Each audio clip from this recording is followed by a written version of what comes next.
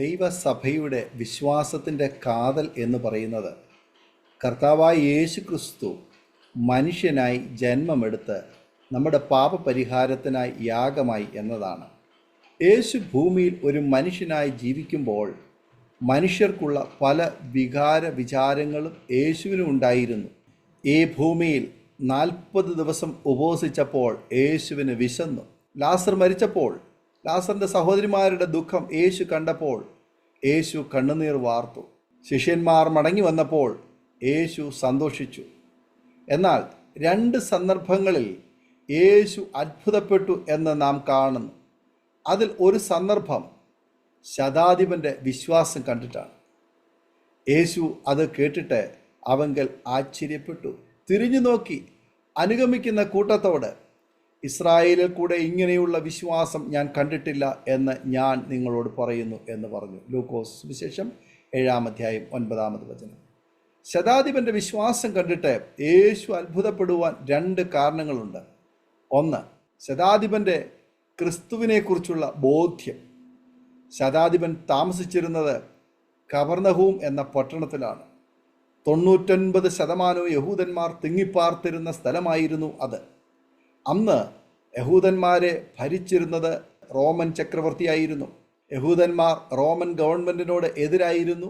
അവരെ റോമൻ ഗവൺമെൻറ്റിൽ നിന്നും രക്ഷിച്ച് ഒരു പുതിയ രാജ്യം സ്ഥാപിക്കുവാൻ ഒരു മശിഹ വരുമെന്ന് അവർ വിശ്വസിച്ച് കാത്തിരുന്നു.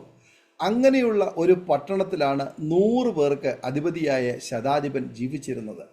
ശതാധിപൻ യേശുവിനെ കണ്ടിട്ടില്ല, എന്നാൽ യേശുവിനെക്കുറിച്ച് കേട്ടിരുന്നു.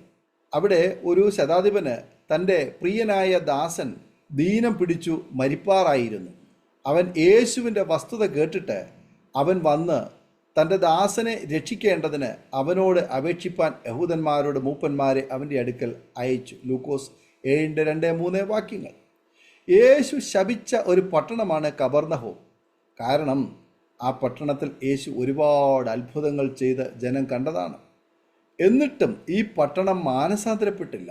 എന്നാൽ മാനസാന്തരപ്പെടാത്ത യഹൂദന്മാരുടെ നടുവിൽ ഇതാ ഒരു മനുഷ്യൻ യേശുവിൻ്റെ വസ്തുത കേട്ടിട്ട് യേശുവിൻ്റെ ഒരു വാക്ക് തൻ്റെ ദാസനെ സൗഖ്യമാക്കുമെന്ന് വിശ്വസിച്ച് യഹൂദന്മാരുടെ മൂപ്പന്മാരെ യേശുവിൻ്റെ അടുക്കൽ അയക്കുന്നു.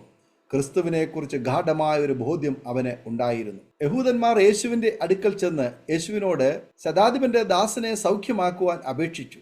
അതിന് ശതാധിപനുള്ള കുറേ യോഗ്യതകളും അവർ പറഞ്ഞു.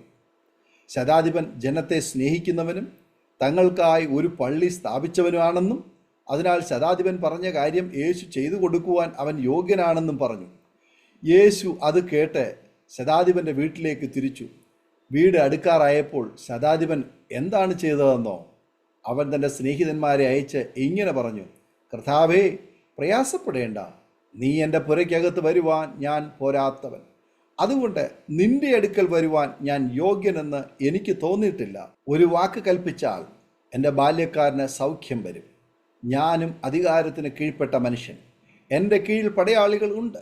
ഒരുവനോട് പോക എന്ന് പറഞ്ഞാൽ അവൻ പോകുന്നു, മറ്റൊരുവനോട് വരിക എന്ന് പറഞ്ഞാൽ അവൻ വരുന്നു, എൻ്റെ ദാസനോട് ഇത് ചെയ്യുക എന്ന് പറഞ്ഞാൽ അവൻ ചെയ്യുന്നു എന്ന് പറയിച്ചു. യേശു അത് കേട്ടിട്ട് അവങ്കൽ ആശ്ചര്യപ്പെട്ടു തിരിഞ്ഞു നോക്കി അനുഗമിക്കുന്ന കൂട്ടത്തോട്, ഇസ്രായേലിൽ കൂടെ ഇങ്ങനെയുള്ള വിശ്വാസം ഞാൻ കണ്ടിട്ടില്ല എന്ന് ഞാൻ നിങ്ങളോട് പറയുന്നു എന്ന് പറഞ്ഞു. ലൂക്കോസ് 7-ാം അധ്യായം 6 മുതൽ 9 വരെയുള്ള വാക്യങ്ങൾ. യഹൂദ മൂപ്പന്മാർ ശതാധിപൻ്റെ യോഗ്യതകളെ എണ്ണി എണ്ണി പറഞ്ഞപ്പോൾ ശതാധിപൻ തന്നിലേക്ക് നോക്കി തൻ്റെ കുറവുകളെ കണ്ടു. ഇന്ന് ഓരോരുത്തരും യോഗ്യതകൾ സമർത്ഥിക്കുന്ന ഒരു കാലഘട്ടമാണ്. ഇവിടെ ഇതാ ഒരു ശതാധിപൻ തൻ്റെ അയോഗ്യതകൾ കർത്താവിൻ്റെ മുമ്പിൽ നിരത്തുന്നു. യേശുവിൻ്റെ ഒരു വാക്ക് മതി തൻ്റെ ദാസന് സൗഖ്യമാകുവാൻ എന്ന് പരിപൂർണമായി വിശ്വസിക്കുന്നു. ഇത് കേട്ടപ്പോൾ യേശു ആശ്ചര്യപ്പെട്ട് പറഞ്ഞു: ഇസ്രായേലിൽ കൂടി ഇങ്ങനെ ഒരു വിശ്വാസം കണ്ടിട്ടില്ല എന്ന്. ഒരു പള്ളിപ്രമാണിയും രാജഭൃത്യനും യേശുവിനെ തങ്ങളുടെ പ്രിയപ്പെട്ടവരുടെ സൗഖ്യത്തിനായി വീട്ടിലേക്ക് ക്ഷണിക്കുന്നതായി സത്യവേദ പുസ്തകത്തിൽ നാം കാണുന്നുണ്ട്. എന്നാൽ ശതാധിപൻ അവരുടെ വിശ്വാസത്തെ കവച്ചു വയ്ക്കുന്ന വിശ്വാസമാണ് കാഴ്ചവെച്ചത്. യേശു തൻ്റെ വീട്ടിലേക്ക് വരുവാനുള്ള യോഗ്യത തനിക്കില്ലെന്നും യേശുവിൻ്റെ ഒരു വാക്കിനാൽ തൻ്റെ ദാസൻ സൗഖ്യമാകുമെന്നും അദ്ദേഹം വിശ്വസിച്ച് പറഞ്ഞു. ദാസൻ സൗഖ്യമാകുകയും ചെയ്തു. നാം വസിക്കുന്ന ഈ ലോകം ദൈവബോധ്യം നഷ്ടപ്പെട്ടുകൊണ്ടിരിക്കുന്ന ഒരു ലോകമാണ്. അവിടെ ശതാധിപനെ പോലെ വിശ്വാസം കാത്തു സൂക്ഷിക്കുവാൻ നമുക്ക് കഴിയണം. മാത്രമല്ല, എന്തെല്ലാം യോഗ്യതകളുണ്ടെങ്കിലും ഞാൻ പാപിയാണ് എന്ന അനുതാപ ചിന്തയോടെ ദൈവസന്നിധിയിൽ നിൽക്കേണ്ടതാണ്. ആയതിന് ശതാധിപൻ്റെ വിശ്വാസം നമുക്ക് ഒരു മാതൃകയാകട്ടെ. ഈ വചനങ്ങളാൽ ദൈവം നമ്മെ അനുഗ്രഹിക്കട്ടെ. ആമേൻ. ഓർമ്മയുടെ മനോരഥത്തിൽ മായാത്ത ഓർമ്മയ്ക്കായി അരോമ മാട്രിമോണിയിൽ നിന്നും ജീവിത പങ്കാളിയെ കണ്ടെത്തൂ. നിങ്ങൾ ഒരു ക്രിസ്തീയ ജീവിത പങ്കാളിയെ അന്വേഷിക്കുകയാണോ? അതോ മക്കൾക്ക് അനുയോജ്യമായ ഒരു തക്ക തുണയ്ക്ക് വേണ്ടി പ്രാർത്ഥിക്കുന്ന വ്യക്തിയാണോ? എങ്കിൽ അരോമ മാട്രിമോണി നിങ്ങൾക്ക് വേണ്ടിയാണ്. ഇന്നു തന്നെ സൗജന്യമായി രജിസ്റ്റർ ചെയ്യൂ. അരോമ മാട്രിമോണിയുടെ പ്രത്യേകതകൾ: രജിസ്ട്രേഷൻ തികച്ചും സൗജന്യം.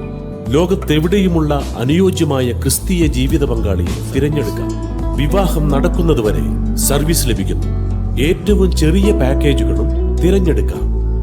അരോമ മാട്രിമോണി നിങ്ങൾക്കായി ഒരുക്കുന്നു വിവാഹം പരമാനന്ദം. Email aroma matrimony2020@gmail.com